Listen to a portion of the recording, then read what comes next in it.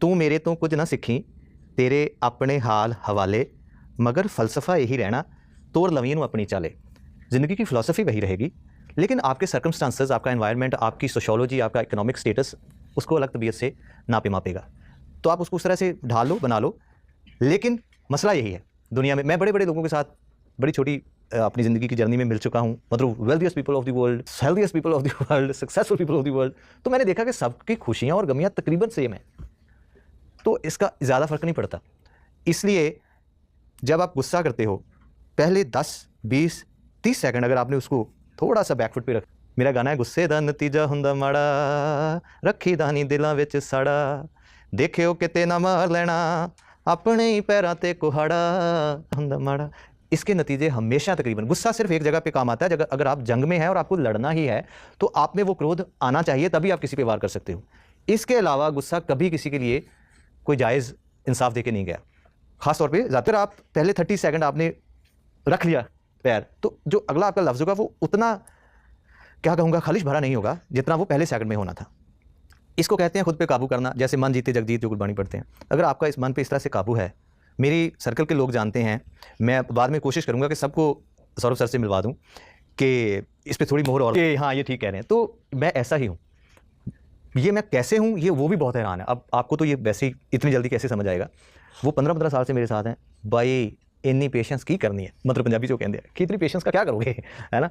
पर मुझे लगता है कि नहीं ठीक है, मेरे लिए वो जायज़ है। कभी जैसे मैंने उनको देखा, दीपक जी को, वो जा रहे थे, मैं इनकी जगह होता, वो तो चलिए उन्होंने कहा कि एक डंडा भी ज़रूरी होता है, वो अलग बात है, लेकिन मेरा यह है कि यार शायद उसकी कुछ ना कुछ मजबूरी होगी, वो जाना चाह रहा है, उसको जितनी सलीके से मैं भेज सकूँ भेजूँ। मेरी फिल्म के सेट पे ऐसा होता है, एम्पैथेटिक होकर सोचता हूँ, कंपैशनेट होकर सोचता हूँ, तो लेकिन मेरी भी अपनी फितरत है, तो मैं उसको ऐसे हैंडल करता हूँ।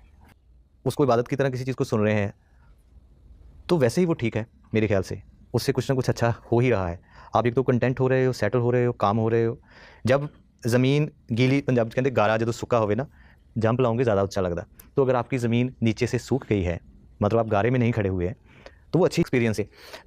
देखिए इनको वो सारी नज़म याद होगी, मुझे तो नहीं याद है कि यहाँ किसी को मुकम्मल जहाँ नहीं मिलता, तो आप इस तबीयत के मालिक होने चाहिए कि अगर आप जिस आसमान की तलाश में आपको नहीं मिला तो आप उसको मेलनकॉलिक ना रख लें, आप उसको डिप्रेशन में तब्दील ना करें। जो मिला है उससे नीचे देखें कि आप, चलिए आप, मैं इमेजिन करता हूँ कि आप राजस्थान के या उत्तर प्रदेश के या बिहार के या हिमाचल के किसी छोटे कस्बे से आए हैं। फिर आप अपने क्लासमेट के बारे में सोचिए जो आपके साथ थे, जो वहीं कहीं सेटल हैं, शादी हो गई है, दिल्ली हैं, किसी अच्छी नौकरी में है, यहाँ बैठे हैं। तो जो अच्छा है उसके बारे में सोच के यार कि इससे भी बुरे लोग हैं, मतलब इसकी बुरी हालात में है, तो मैं तो बहुत अच्छा हूँ, ठीक है। तो ये फ़लसफ़ा सबसे बेहतर होता है उस बात के लिए कि जो हैं उसमें राज़ी हैं। उड़ान भरने के लिए पंख और मजबूत करते रहना, ख्वाब देखते रहना चाहिए, पहाड़ों पे चढ़ें, गिरें, टूटें, लेकिन समझे कि हाँ ये पहाड़ गिरने के लिए ही था। तो जब ये फितरत हो जाएगी तो काफ़ी मसले हल होते हैं। पहले तो बात ये है कि मैंने इतनी सारी पढ़ाई इसलिए की क्योंकि वो मेरा फाइनल डेस्टिनेशन, मेरा ख्वाब यही था कि मैंने अपने नाम के आगे डॉक्टर लगाना है और म्यूज़िक का प्रोफेसर बनना है। तो उसका मेरे फ़नकार होने से या मेरे शायर होने के साथ पहले तो कोई ताल्लुक़ नहीं है। अगर मैं शायर फ़नकार हूँ तो उसकी पढ़ाई वजह नहीं है, पहली बात ये बड़ी बरकत की चीज़ है। किसी पे फ़नकारी ऐसे बरसती है, किसी का बर्तन खुला है तो भर जाता है, उल्टा पड़ा है तो वो फ़नकारी बह के निकल जाती है। तो ये बात है। दूसरी बात कि आपके पेरेंट्स, ज़ाहिर सी बात है, जैसे मेरे पेरेंट्स ने मुझे कहा कि यार कि एक पक्का ज़रूर अपनी आमदन का साधन बनाइए और शौक़ पालते रहिए, और ये बिल्कुल सही कहते हैं।